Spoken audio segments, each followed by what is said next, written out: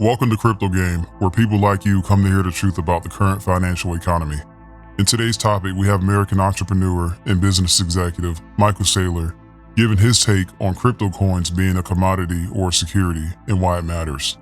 Stay tuned because later in this video, we give you two cryptocurrencies that show constant growth that you may want to invest in while they're cheap.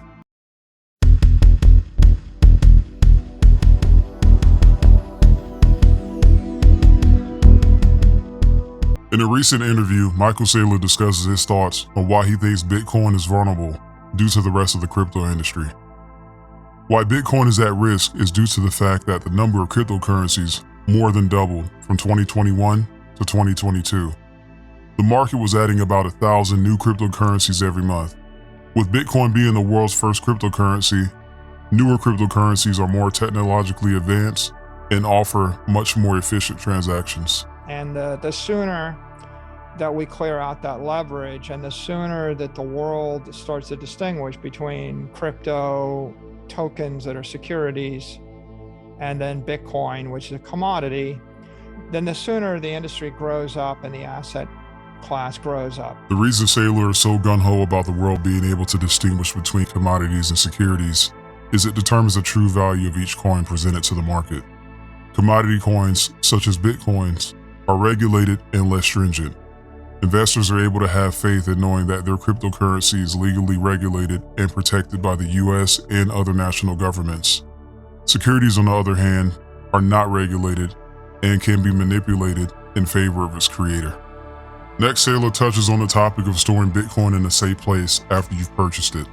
According to investopedia.com, the number of publicized hacking events have dramatically increased since the surge of Bitcoin from 2019 to 2020 and still continuing now.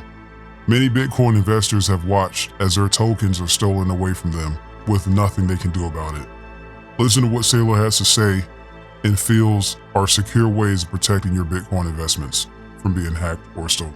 Now that safe place isn't always a hardware wallet. It might be an organization like Fidelity that's a custodian that you trust, or some cold storage or some institutional grade custodian or a multi-sig arrangement with a company that you vetted and you trust.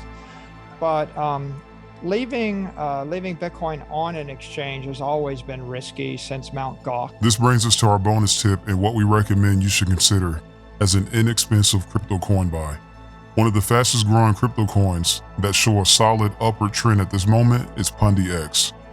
Currently, this crypto coin is up by 109.9% in the middle of a recession.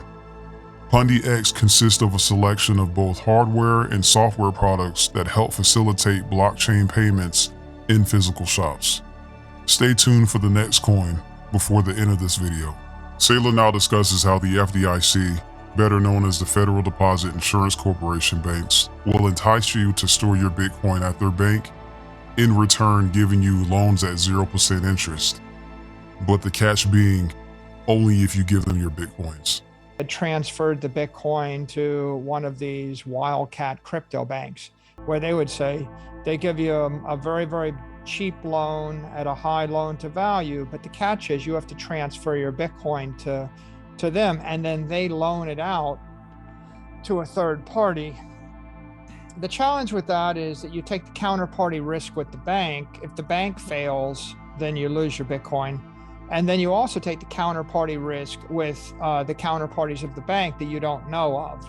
As of July 29, 2022, U.S. bank regulators are urging banks dealing with cryptocurrency companies of the fact that they need to make sure customers know which of their funds will be insured by the government in case of a collapse and which have no safety net.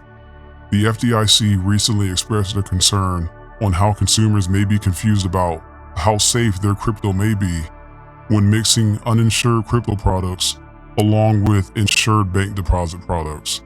In other words, because most coins are unregulated, this does not automatically make them protected and insured like other bank products or accounts in case of fraud or theft. Saylor then brings up why consumers need to be well aware of banks trying to lure you into a good deal in order to have access to your cryptocurrencies. And of course, When you're doing business, what you want to do is always be careful when it looks too good to be true, right? Because when it looks too good to be true, generally it is. This brings us to our next bonus tip. Our second fastest growing crypto coin at this moment is Chihuahua. Currently, this crypto coin is up by 378%. Chihuahua is a meme coin, communicating with other chains utilizing the inter-blockchain communication protocol. Its blockchain is governed by users who actively stake Chihuahua. Right now, this coin is priced at 0.00019 cents per coin. This may be a good one. Lastly, Saylor discusses when things go wrong due to poor consumer decisions, wars, natural disasters, or acts of the government. Miners suffer so that Bitcoin holders don't. Bitcoin mining is the process of creating new Bitcoin by solving puzzles. The miners suffer so that the Bitcoin holders don't. Do I worry about miners? Sure, if you're a miner in Iran running on free energy, when the government cracks down on the free energy supplement, you'll suffer. If you're a miner in China running on free or cheap electricity, when the government starts to notice that, you'll suffer. So miners will suffer. When electricity costs go up, the miners will suffer. When the Bitcoin price goes up, they'll benefit. Over time, mining is going to get more difficult. Saylor feels it's easier if you have money to invest it into Bitcoin and not a Bitcoin mining rig. In today's video, we learn why Bitcoin is vulnerable compared to the rest of the market due to the rapidly growing number of new currencies added to the market each and every month. Next, we went over commodities versus securities and how to distinguish between the two coins. We discussed how to safely store your Bitcoins after purchase so that you don't lose them due to theft or fraud. And lastly, if it's smarter to invest in Bitcoin or Bitcoin miners.